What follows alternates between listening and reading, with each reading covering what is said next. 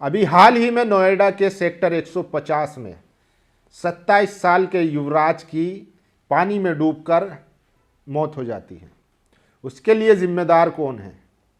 क्या वो भीड़ है जो वहाँ पर खड़ी होकर वीडियो बना रही थी, या फिर जो चश्मदीद कह रहा है कि वहाँ पर एनडीआरएफ और अग्निशमन की टीम भी मौजूद थी, लेकिन उसके बावजूद भी उसको बचाने के लिए वो पानी में नहीं उतरे?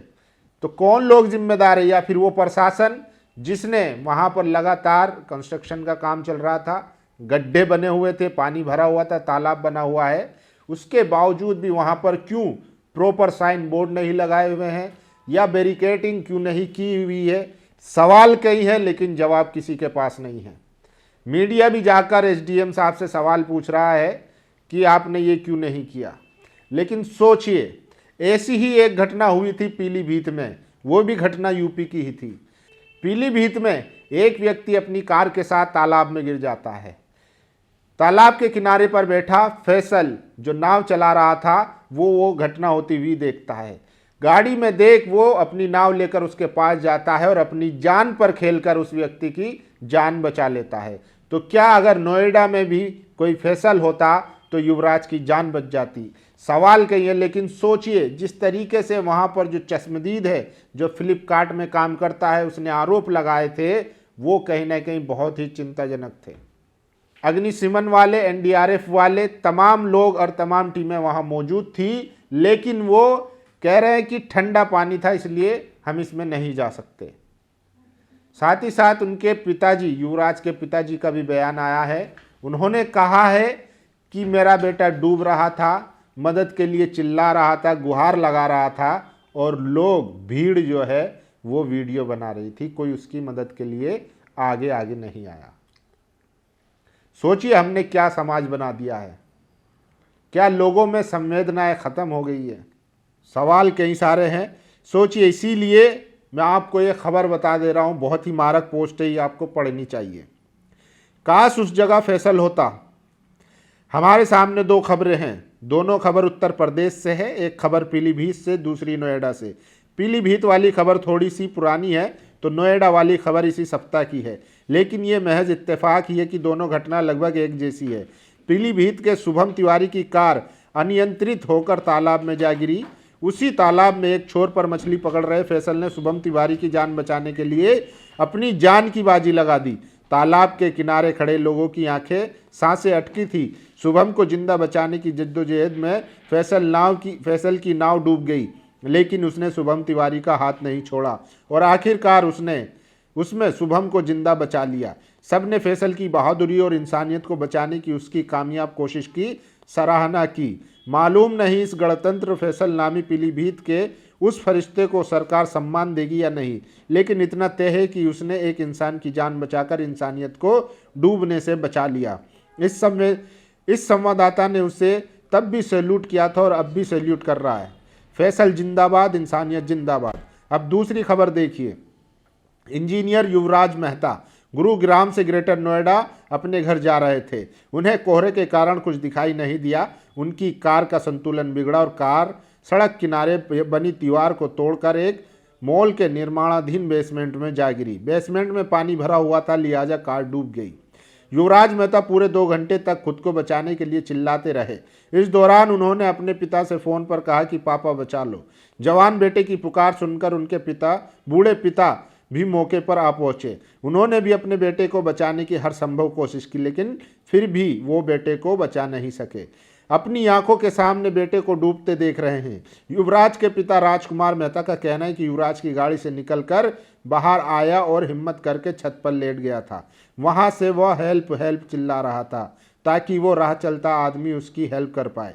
रेस्क्यू टीम आई, उसके पास पर्याप्त साधन नहीं थे। एक डिलीवरी बॉय ने रस्सी फेंककर युवराज को बचाने की कोशिश की, लेकिन वो भी नाकाम रहा। आखिरकार युवराज अपनी जिंदगी हार गए, उनकी जान चली गई। पोस्टमार्टम रिपोर्ट के अनुसार युवराज की मौत दम घुटने से हुई है। अब इस घटना की जिम्मेदारी चाहे जिस पर डालिए, लेकिन वो सभी युवराज के मुजरिम हैं जिन्होंने किनारे खड़े होकर युवराज को डूबते देखा। काश इनमें कोई फैसल होता जो डूबते युवराज को बचाने के लिए अपनी जान की बाजी लगा देता। युवराज को नामाकोर भीगी पलकों से विदाई और एक ही कि काश वहाँ कोई फैसल होता तो युवराज आज जिंदा होता। सोचिए, एक पीलीभीत की वो खबर है जहाँ पर फैसल ने शुभम तिवारी का हाथ नहीं छोड़ा था और वो अपनी कार में डूब रहे थे। उसके बावजूद, और उनकी नाव भी डूब रही थी, उसके बावजूद भी उन्होंने हाथ नहीं छोड़ा और उन्होंने उसको कार से निकाल लिया और फिर वो अपने कंधे पर बैठाकर लाद कर तालाब के किनारे ले गए और इस तरह उनकी जान बच गई। और वहीं दूसरी तरफ इंजीनियर युवराज गाड़ी से निकलकर अपनी छत पर बैठ गए ताकि कोई मदद के लिए आए, कोई उन्हें बचाने आए। सोचिए, आम नागरिक तो क्या ही आते, जो टीमें थी मदद के लिए पहुंची थी वो भी उसको नहीं बचा पाई। वहीं जो चश्मदीद है वो लगातार कह रहे हैं कि उनकी जान बचाई जा सकती थी लेकिन लापरवाही की, इसके लिए सिस्टम जिम्मेदार है। अब उस फ्लिपकार्ट वाले डिलीवरी बॉय ने अपना बयान बदल दिया है। वो कह रहे हैं कि बचाने की कोशिश की गई थी और टीमें भी वहाँ मौजूद थी लेकिन नहीं बच पाया। तो सोचिए, क्या उनके ऊपर दबाव डाला गया? क्या उनको बयान बदलने के लिए मजबूर किया गया? क्या उनको डराया गया, धमकाया गया? तो कई सवाल है। सोचिए, उत्तर प्रदेश की जो डीएम साहिबा हैं, ज्ञानेश कुमार गुप्ता की जो बेटी हैं, क्या वो इसके लिए जिम्मेदारी लेंगी कि हाँ प्रशासन से गलती हुई, या फिर एज यूजुअल जैसे भारत में होता आया है कि अब किसी को तो बलि का बकरा बनाया जाएगा, तो जो छोटे उनसे नीचे के अधिकारी है, कर्मचारी हैं, जो वहाँ मौके पर मौजूद रहे होंगे, क्या सिर्फ उनको बलि का बकरा बनाकर मामले को शांत किया जाएगा? क्या फिर उसी तरीके से जब अगली कोई घटना होगी फिर उसी तरीके से प्रशासन ऐसे ही काम करेगा और सचेत रहेगा? खबर तो आ रही है कि एफआईआर हो गई है, लेकिन किस पर हुई है ये भी सबसे बड़ा सवाल है। और कौन लोग हैं जो जिम्मेदारी लेंगे, सबसे बड़ा सवाल यही है। और काश वहाँ पर कोई फैसल होता। सोचिए, हम समाज को किस दिशा में ले जा रहे हैं। काश सरकार ने फैसल का सम्मान किया होता तो आज ऐसे कई लोगों को प्रोत्साहन मिलता, वो अपनी जान पर खेलकर इसकी जान बचा पाते। कि ऐसी कितनी खबरें या ऐसी कितनी स्टोरी है जहां आपको मोटिवेशन मिले। एक दूसरे की सहायता करनी चाहिए, एक दूसरे की मदद करनी चाहिए। सोचिए, युवराज चिल्लाते मदद की गुहार लगाते हुए इस दुनिया से चला गया, लेकिन वहां खड़े लोग सब अपना फ़ोन से वीडियो बनाते रहे और कोई भी उसकी मदद को नहीं पहुंचा। एक बहादुर फ्लिपकार्ट के डिलीवरी बॉय ने हिम्मत की लेकिन वो असफल रहा। सोचिए, क्या वो भीड़ उसको बचा नहीं सकती थी? सवाल कई सारे हैं लेकिन जवाब किसी के पास नहीं है।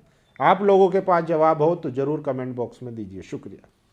नेशनल दस्तक की आपसे गुजारिश है कि अगर इसको बचाना चाहते हैं तो नेशनल दस्तक को सब्सक्राइब करने के लिए रेड कलर के सब्सक्राइब बटन को दबाएं, फिर बेल आइकन की घंटी दबाएं। नेशनल दस्तक को बचाने के लिए बहुत जरूरी है कि हर खबर को शेयर करें, लाइक करें, कमेंट जरूर करें।